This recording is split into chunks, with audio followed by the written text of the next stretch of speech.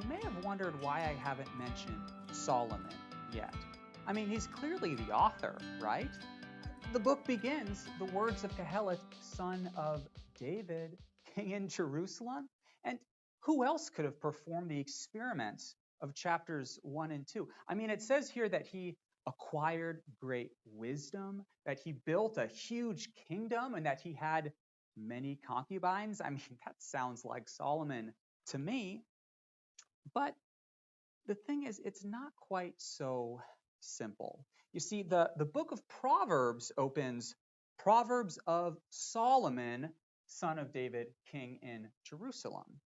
And the book Song of Songs, it says, the opening word is Song of Songs, which is Solomon, which is Solomon's. So why then would Ecclesiastes apparently avoid this explicit designation?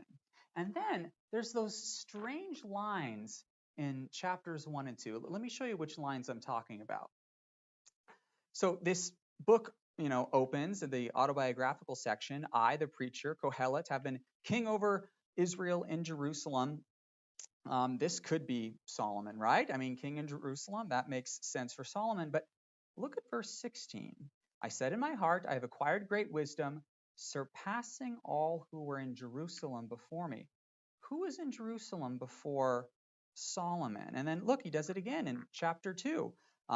I got all these slaves. I had great possessions, more than any who had been in Jerusalem before me. It's kind of a dig at his dad, isn't it? Look at verse 9. So I became great and surpassed all who were in Jerusalem before me. Who's he talking about? I mean, the only person who was in Jerusalem before Solomon was David, his dad. Is he basically saying, I'm better than my dad? So there. It kind of seems to me that this line teaches us that we're hearing from a voice much later in Israel's history. Now, remember that the voice that we're hearing from here in Ecclesiastes is Kohelet. And who or what is a Kohelet? Well, Kohelet is the noun form of the verb kahal, Kohelet. And kahal simply means to assemble or to gather. And specifically, it's talking about gathering people together. We're gathering people together, and usually what happens when you assemble this group of people is you talk to them, you speak to them. And that's why it's often translated as preacher. Well, you see, there's not very many Kohelets in the Bible. After Moses, he's the first Kohelet. All the rest of them are either David or sons of David. Let me show you this chart. Let's look at a whole bunch of other Kohelets. So here's Moses. He kahaled, he assembled the congregation of the people of Israel. And he did it again in Leviticus chapter 8. And then David, he kahaled all Israel to bring the ark of God. And then he's going to do it again in chapter 15. And Solomon, of course, Solomon kahaled all the elders of Israel and all the heads of all the tribes to bring the ark of the covenant into Zion. And then we have a son of David kahaling, and then we have a son of Solomon kahaling as well, Rehoboam. Now Asa, he didn't kahal, but he did kavatz, and kavatz is a synonym of kahal, and Jehoshaphat is going to kavatz as well, and when he kavatz everyone together, it's called a kahal, it's called an assembly. Hezekiah also, very importantly, kahaled all Israel together for the feast of unleavened bread. Now, what do we learn from this? Well, to kahal, to gather all Israel together, is a royal task. It's something that kings do. And combine this fact with the other fact that all throughout Ecclesiastes are many different hyperlinks and allusions to several different kings from the line of David. If we take those two ideas together, that leads me to believe that Kohelet is not Solomon, but rather a collective persona. It's all of the kings of David, all of the line of David together as one voice, speaking from exile and reflecting on the failure of their kingdom. That's the voice that we're hearing from in Ecclesiastes. It's the whole Davidic line. All of them are mourning the destruction of their kingdom. However, I mean, we have to admit that Solomon's is certainly the most prominent voice that we hear in Ecclesiastes. No one's going to doubt that. And it seems like then it is appropriate for us to say that Kohelet is picturing a sad Solomon at the end of his life. And he's looking back at his many failed attempts to find meaning and purpose apart from God. All of the idols that he chased from his many wives, which just turned out to be Hevel. Well, every king which followed after Solomon in the line of David, they were just kind of like a repetition of Solomon. They were a mini Solomon, sharing some of his successes, but more of his failures. Kind of like a photo mosaic. Do you know what a photo mosaic is? It has this big picture, right? And the big picture is composed of all of these tiny little pictures together. So Kohelet in the book of Ecclesiastes is a big picture of Solomon composed of a whole bunch of little pictures of all of the kings from the line of David. Take a look at this photo mosaic to kind of see what I mean. So in this case, this is a photo mosaic of Jesus. When you zoom in and we see all these little pictures are also of Jesus. But imagine here in this book, what we have a description of Kohelet is Solomon. The big picture is Solomon. And all these little pictures are all the individual kings from the line of David. Asa, Jehoshaphat, Rehoboam, all of these different kings. And all of them, every one of them is depressed and sad because the kingdom of David, their kingdom, has collapsed. And you know what? This is the exact interpretation that the translators of the Aramaic Targum have of this book. Now, the Old Testament was written in Hebrew, but around the time of Jesus, they began to translate the Hebrew Old Testament into Aramaic. And they called that translation, when it was completed, they called it the Targum. And honestly, the Targum is definitely not a word-for-word translation from the Hebrew. Well, it's kind of more like a paraphrase that they add a whole bunch of their own interpretation into. Now, I want you to look at some of what the translators added to verse 2 of the first chapter of the book of Ecclesiastes. Look at this.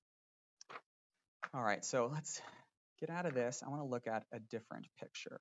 This is what I want to look at. So this is the Aramaic Targum of Ecclesiastes.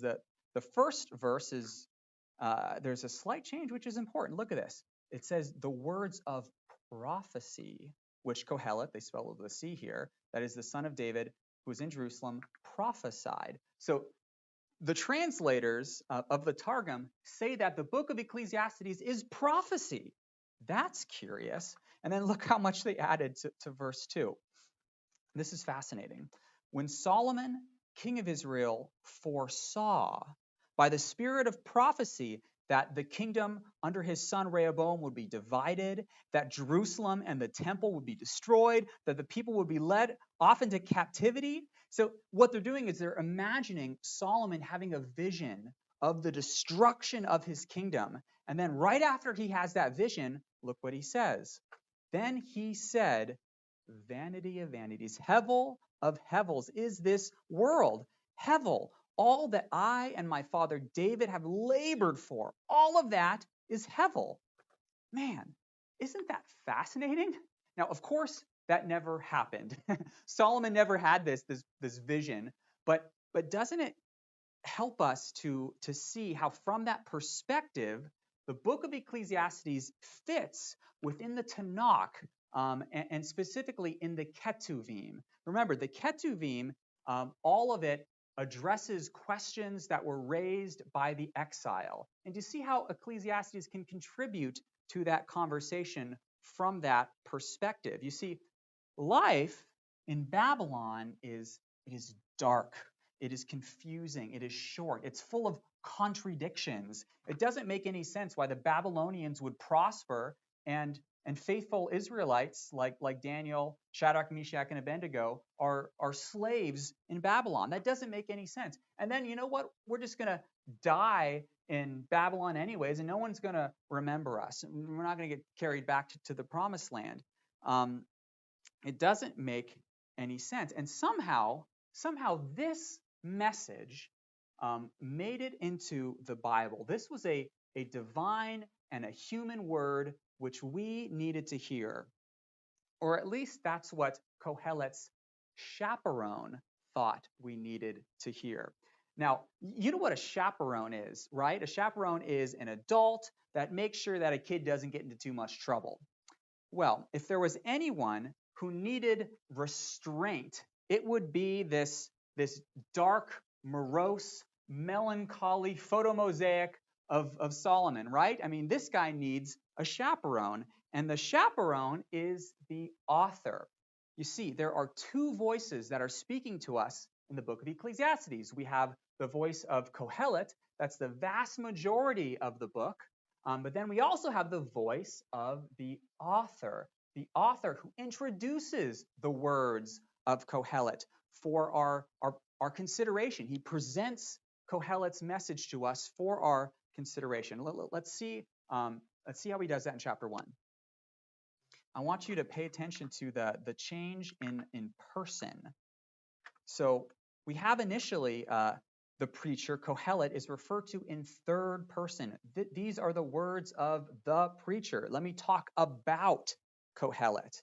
Vanity of Vanities says Kohelet. That's what he says, talking about him in third person. But then down in verse 12, now it's in first person. I, me, my, I, Kohelet, have been king over Jerusalem. And all of this continues then in first person. Kohelet is speaking, and his chaperone, the author, lets Kohelet go on for a long ways until the conclusion in chapter 12, verse 9.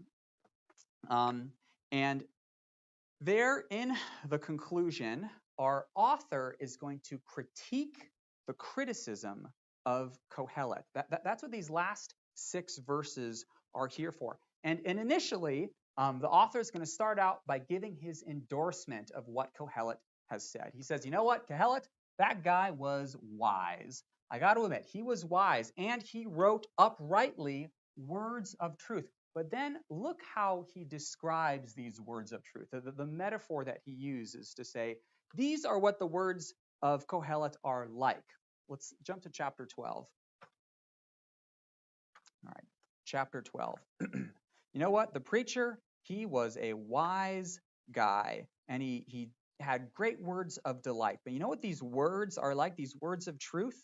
These words are like goads. Goads that are given by a shepherd. Now, we all know what a shepherd's staff looks like. It kind of has this funny little curve on the end. Well, sometimes a shepherd would have a sharp point on the end of his staff, and that's called a goad. And he would use it to poke the sheep and make sure that they're going in the right direction, to guide and to direct the sheep. So the words of Kohelet are like goads. They hurt. They're hard to hear, and yet the author thinks that we need to hear them. We need to get poked by that goad. There's a certain value in looking at the dark corners of this life, to stare death in the face and to realize, yeah, I'm a mortal creature who will die one day. And I think that it's necessary for us to do that because it is so hard for us to escape from the idea that we can find meaning and fulfillment and worth and identity in our career, in our relationships, in pleasure. And Ecclesiastes is here to disabuse us of that notion, to tell us, no, you are going to die one day. And you really can't rely on all these things you're placing your hope in. And honestly, life under the sun is broken, it is hollow, and it is empty. And after all of that, the chaperone is going to step in and he's going to give a word of caution, a warning for how we are to reckon with these words of Kohelet. He says that his words are like goads, and then he says, but you know what, my son, beware of anything beyond this. Don't go past what Kohelet has taught you. You know, if you stare into the void, into the darkness for too long, it will destroy you.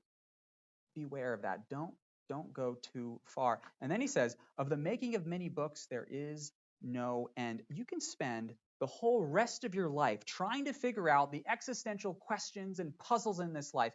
But you know what? You do all of that, and it's just going to be hevel, says the author.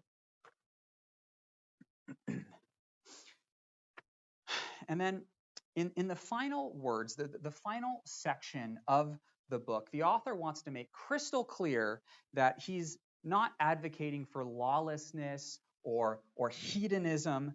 And therefore, he says, you know what? The end of the matter has been heard. Fear God and keep the Torah. And in so saying, he aligns the book of Ecclesiastes with the whole corpus of the wisdom literature, which says that the beginning of wisdom is the fear of Yahweh. That's Proverbs chapter 1 and chapter 9. That's Job chapter 28. So he locks himself into that tradition. And then in the very final verse of the book, look how he closes. Chapter 12, verse 14. We get more than just a ray of hope here. He says, for God will bring every deed into judgment. Now, this word judgment, it's kind of a scary word for us in English, isn't it? But it really isn't in Hebrew, because the word judgment is the same word. It's the same root as the word justice. You see, judgment is the moment when God will come to bring justice. And you know, right now, life as we experience it, life under the sun and outside of the garden, it is shrouded in hevel right now, but it won't always be, because one day God is going to come and he will clear the hevel. There will be no more hevel. And on that day, the fog which surrounds us now will be lifted.